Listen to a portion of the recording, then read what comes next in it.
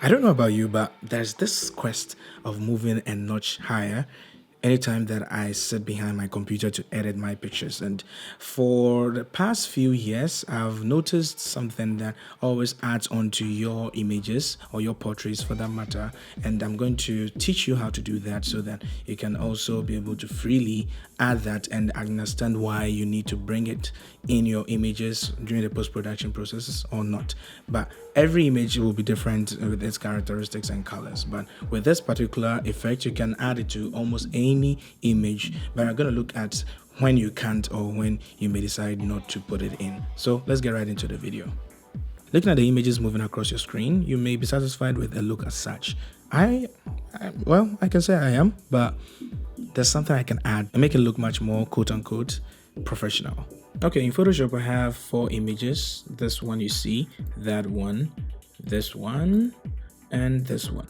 Okay, all right, so there are similarities in the outdoor images, all right, these ones, that one. But what you notice is that this actually has much more light, so it's actually rimming the subject from the left.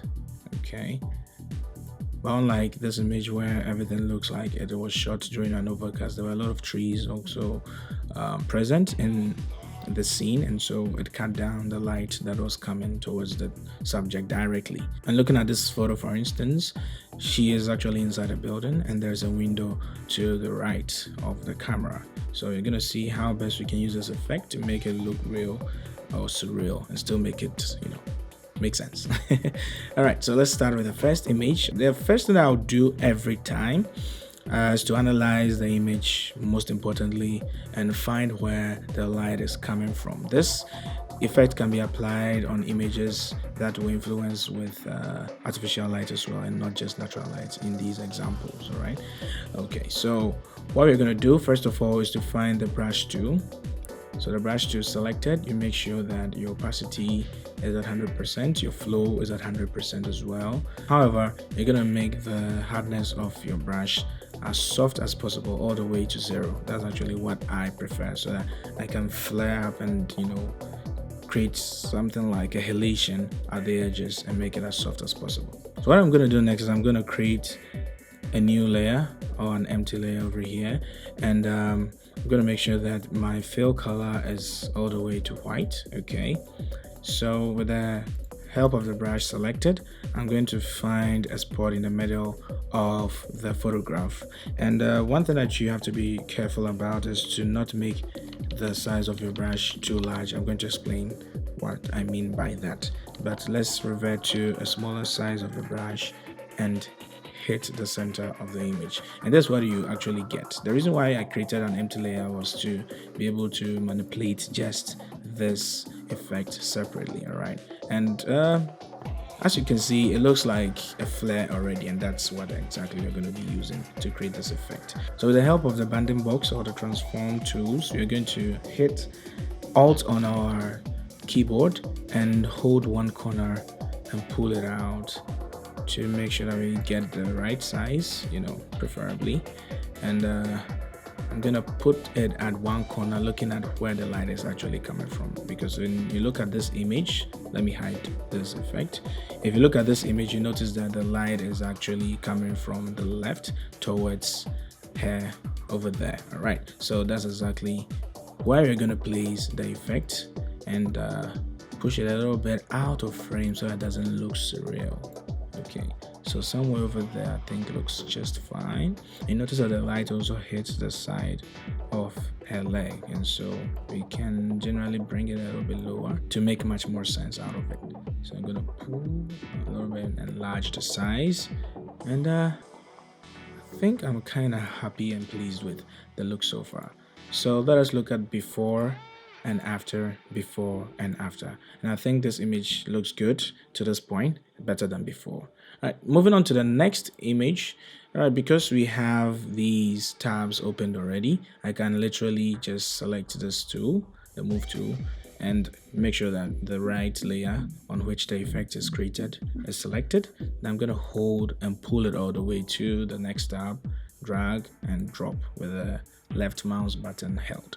Okay, so in this image, there's a close-up, and so definitely with a close-up, looking at the relationship of the background compressed as to where the subject is standing, the halation, I mean, in my opinion, should look a little bit larger. Still having a light coming from the left side of the camera, I'm gonna place the halation or the flare over there in the left top corner. All right, and looking at before and after, you notice that the image has been transformed greatly and it looks much better. All right, moving on to the next image. This is quite different because the lighting in here is a bit softer than these images. All right, where there are a lot of contrast in there because, just as I said before, there are a lot of trees in that particular area at that time, and I think I shot this during an overcast time of day. So this wouldn't really make sense if you should place the halation maybe here or there or whatever, but for creative choice purposes you can do it anyway, but make sure that you don't make it too conspicuous, otherwise it's not gonna look real. Right, so let us see how best we can still use this effect even though the sun is not gonna be influencing our effect. All right, okay, so we're gonna enlarge a little bit and push it over there. You can actually put it anywhere, you know, to create that flare however that you may want, but I believe, because I'm a realist but still I want to use this effect applied on my image, I'm gonna place it over here top over there where normally the sun of course will come from, and I think it looks okay. So if I turn this off and turn it back on, you notice that huge difference that it makes. I feel like I can push a little bit to the right so that it doesn't really bleed and, you know, not make it look real. So I like where we are now, where we've gotten to in this image, and looks better. So the last example, this image is very different because all these shots were captured outdoor. All right, and it's quite easy to apply this effect because you may be fortunate to find where the light is actually coming from, and it will help you make your images look real.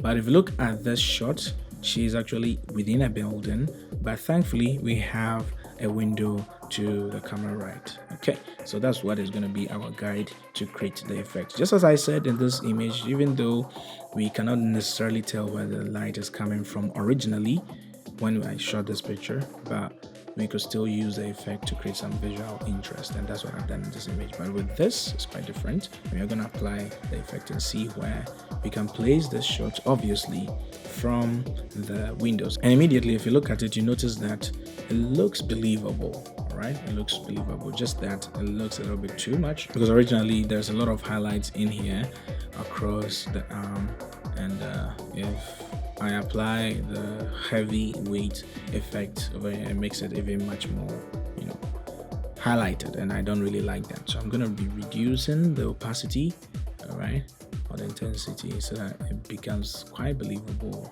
and, you know, a little bit hideous. Okay, so before and after, before and after.